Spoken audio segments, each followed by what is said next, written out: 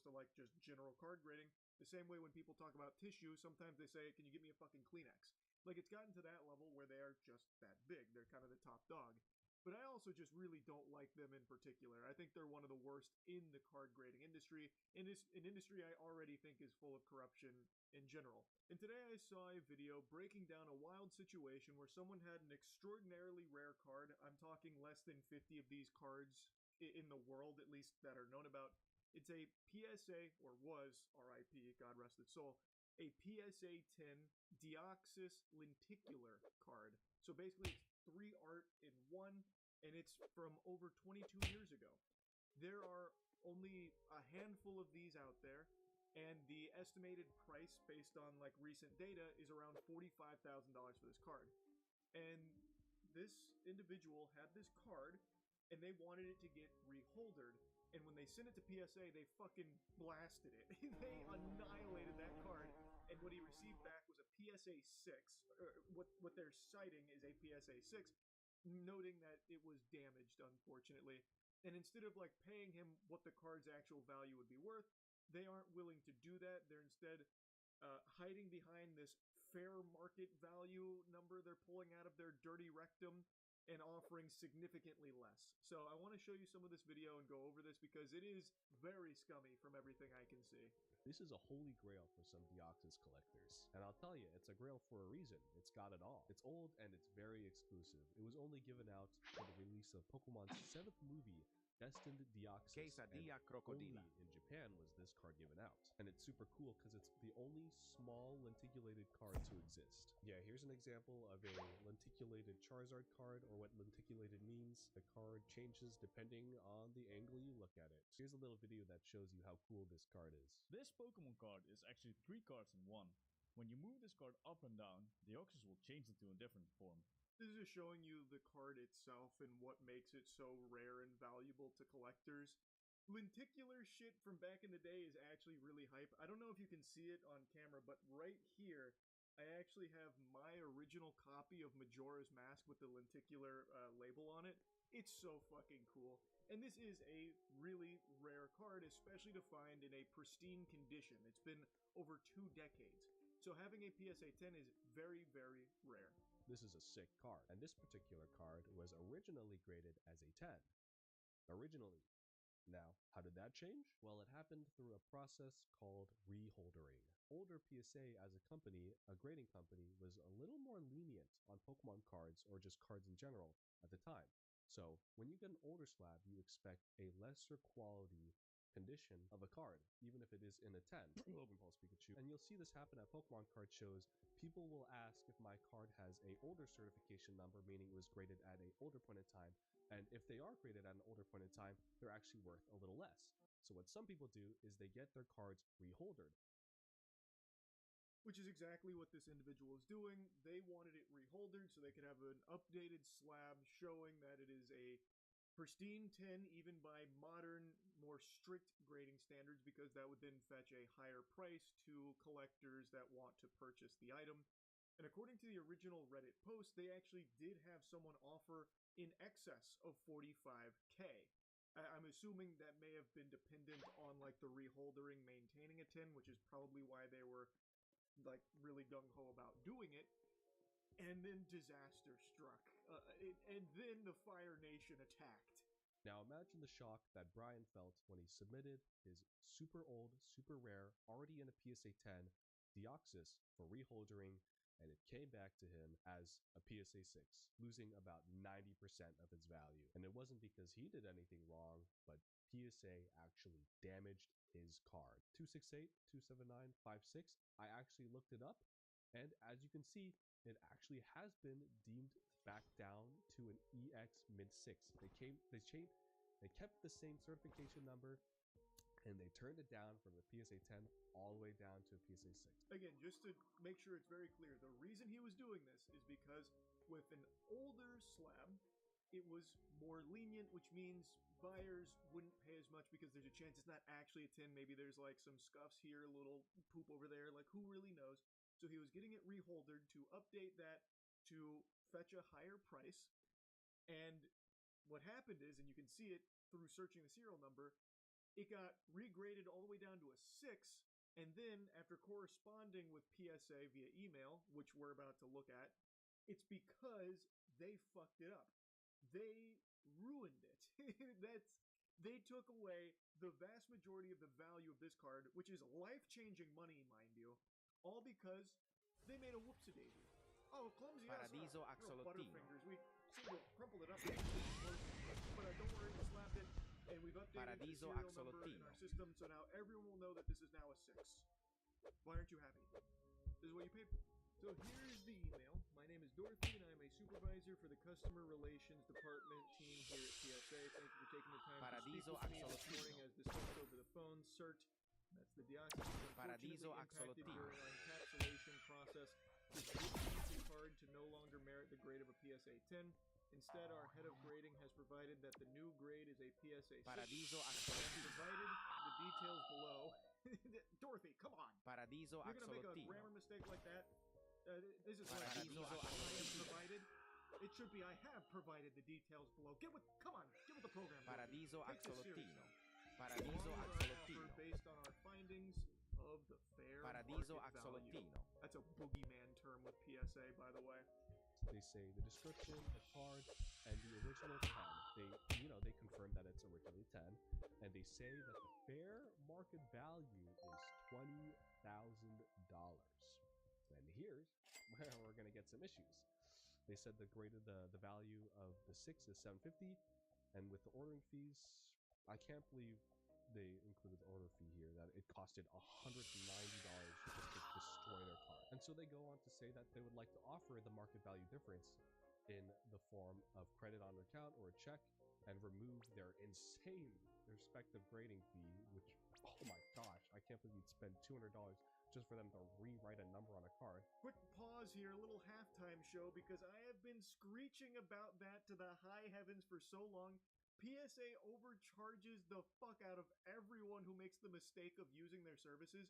You pay an arm and a leg for the most basic of services, and they arbitrarily jack the price up as they're jacking themselves off on top of your cards, giving you whatever grades they decide to pull out of their ass that day, and their numbers make no sense. It's extremely expensive to do, like, basically anything even remotely adjacent to card grading through PSA. So, like, I'm not surprised at all about the reholdering being nearly $200 just to fucking update the slab. It's crazy, man. It is actually crazy. That price didn't shock me in the slightest. I'm actually surprised it wasn't $1,000, knowing PSA. They would also like to offer to have the item encapsulated as the current PSA grade or as authentic at no additional cost. How kind of them. As discussed on the phone, I understand you have concerns with initial market values. Please note our fair market value pricing is established by calculating the average sold prices for comparable items. And they say if you show any difference, we'll forward them to the pricing evaluation team. Now, the reason why this is such a crazy deal and such an insane, insulting offer is because the last sale on this card was $45,000. Offering $20K as an average is a spit in the face, and I'll explain later why. This is where it gets extremely spicy. That card sold only a couple of weeks ago by PSA. Then this is where it gets a little conspiratorial, but I think there's a lot of merit to it. There are people that are speculating that they didn't actually damage his card when reholdering it. The encapsulation process, it's a psyop. It's not real. What they're thinking might have happened is PSA, when reholdering that PSA 10 Deoxys that was submitted, they took it and then sold it themselves, and then instead gave him a 6, saying that it was damaged and now it's down to a 6. That is a theory, just a little game theory that a lot of people have, because you need to stop and consider just how unlikely these circumstances are. That PSA had 2 PSA 10 Deoxys lenticular cards from 2004 at the same time, when there is only 38 of these cards in the fucking known universe. And somehow PSA had 2 of them at the same time. When this card was being reholdered, they had already been selling this other 10 that they had for $45K. The timing is just very suspicious. PSA was who sold that $45,000 Deoxys. But even setting aside the conspiracy, even if that's entirely just wrong and a bunch of fiddlesticks, They have their own data to pull from for the fair market value. They, PSA, sold this exact same card, this PSA 10 Deoxys, only a matter of weeks ago for $45,000. So wouldn't basic logic stand to reason that they would view that card as $45,000?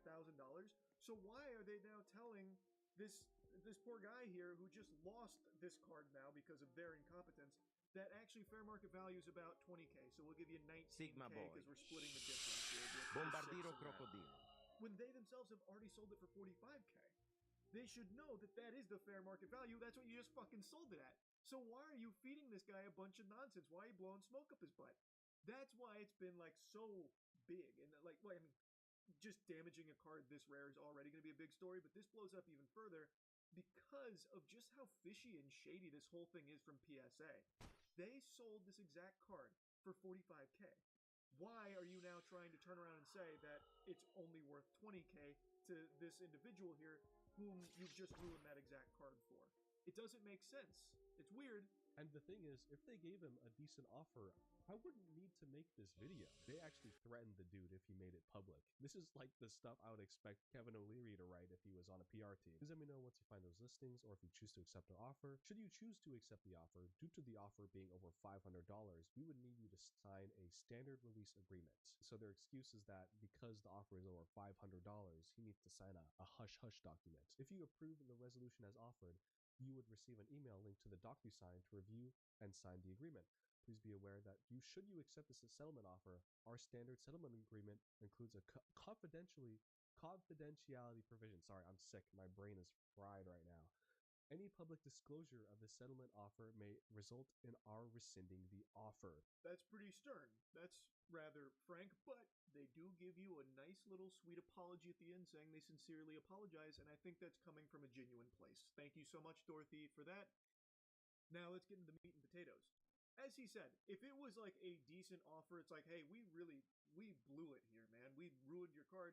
We'll just give you like the 45K or whatever that the card is worth. We literally just sold one, and we'll move on past this. But they don't do that. Instead, they lowball him an offer based off of just imaginary nothing math because they're trying to screw this guy over. And then they're saying at the end of the email that if he accepts it, they're basically going to lock him into confidentiality where he can't disclose anything about it because it would make PSA look really bad. And I think it's pretty clear he probably hasn't accepted that offer. I imagine, will be rescinding the offer as Dorothy threatened to do in the end of the email there. And I think it just is a really, really bad look for PSA here across the board. I don't think they could have handled this any worse. But I also think this is a really nice look at how a company like PSA operates.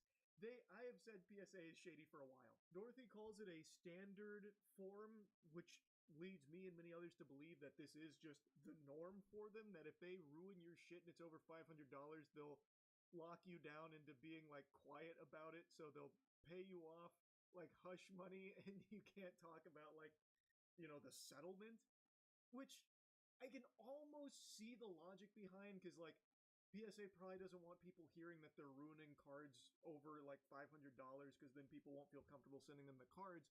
But on the flip side of that coin, it would probably be good for their image to be like, hey, look, mistakes happen. We handle so many cards that, this volume, there are going to occasionally be these hiccups. And when that happens, look at all of these people we've taken care of when we've made an error. Like, I feel like you would want them to like say like, no, I was upset about it initially, but then it got squared away. They gave me exactly what the card was worth. But that's clearly not how they operate. They'd rather just have it be like seemingly really low ball fair market value that they just make up poof out of nowhere based on nothing tangible. Like, it looks like what they tried to do is take really old sales of that card and then like kind of take into account their most recent sale and then find the average. But that's a stupid way of doing it because of how much the hobby and just the reselling has blown up. Like, it makes no sense why you wouldn't just take the data from the most recent sale your fucking self has just done. It seems like it's just a very underhanded tactic in order to try and justify these lowball amounts that they're offering that appear to be standard based on Dorothy's email. And the confidentiality I just don't think is a good idea. Even though I can almost see why they're trying to do that, I think it's still just a shitty look. I think it would be far more effective if they just said like, again, we made a mistake and this is how we correct it. Look, he's even posting about it. We gave him exactly what the card was worth when he fucked up. I think that's a lot better than we fucked up your card, now shut up and take this much lesser amount than what the card was worth. So in the final picture, Brian includes the sales of all the past, cards of the same card, all the Lucky past block. sales is what I'm trying to Lucky say. And block. as you can see here, the last sale Lucky in block. February of 2026 was $45,000. Now just to clarify, because apparently Tony over here says, my only thing is that the card itself is different in that 45K sale, like different artwork. If you compare the exact same card, Lucky block. then they are fair. Oh my god. This card, they're saying the artwork is different because it doesn't look the same as Lucky this block. one over here. It's the same card. It's lenticulated. It has 3 different artworks on it. I liked that section because I also saw a couple of people on like the original post saying, dude, what the fuck are you talking about? It's not even the same card. The art's different. So I guess we've reached a point where people don't remember what lenticular means, like what those items are, like what they look like.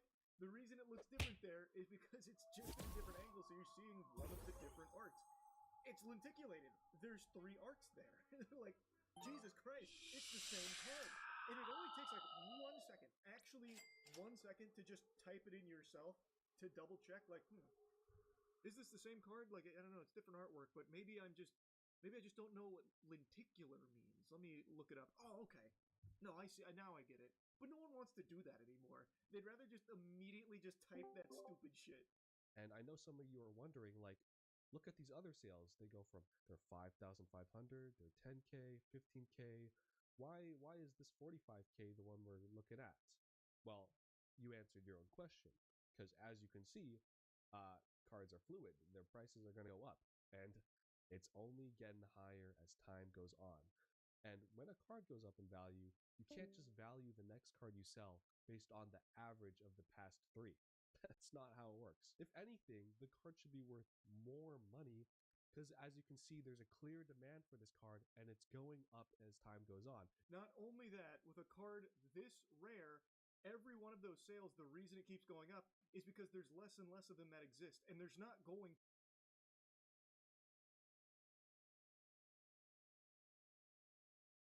to be more. I would be beyond surprised if we saw another PSA 10 of this card within the next, like, 2 or 3 years. It's very, very, very I don't think rare. so. So, that's the reason 1745 should be the one that they would look at the market value for and extrapolate. I don't think It's so. at What least about 45K. Snoop You wouldn't be bunnies? taking the averages of the other ones because it's growing in demand and also in scarcity. There's not going to be more. So it's going to go up. And they know that. Again, this is just a very convenient way of trying to Not working. save quite a bit of money here ¿Qué for their opina? boo-boo. Anyway, though, this is a good breakdown. Tío, bájale a su micrófono, está muy alto. Hello, hello, hello. Original in the description. Bájale a su micrófono. Talk to me. He didn't answer. Yeah. Mande, amor. No, tú no. Pues no sé. ¿Qué le moviste? You need to shower. No, no estás ni en la llamada. Shower. You need to take a shower. ¿Te saliste? ¿Me oyes? Sí. Y yo. El tío no nos escucha. Pero no ha de estar en el no ha de estar en la computadora. Sí, me está diciendo que no me escucha. Yo no lo escucho. Sí, ahorita estaba hablando. Sí, pero ahorita no está hablando. No, pero aquí estaba. Sí, pero ahorita no está. Márcale a ver qué onda.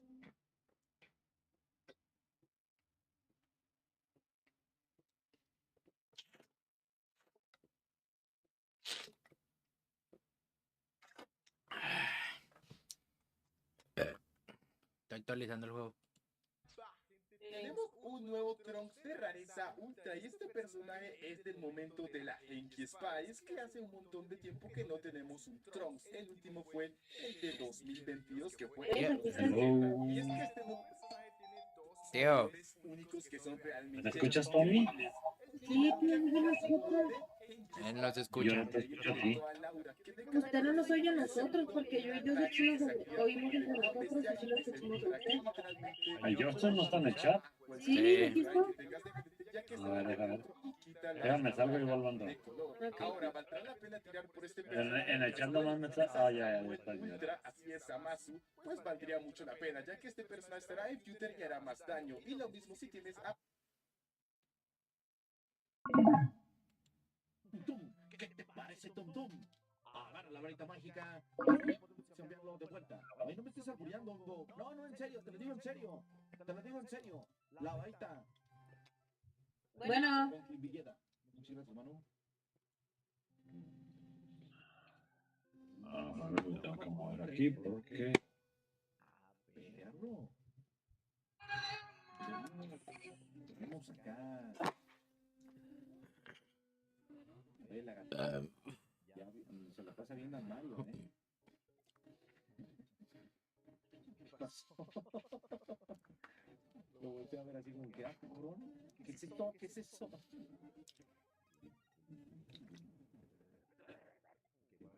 Eso. No, espérate.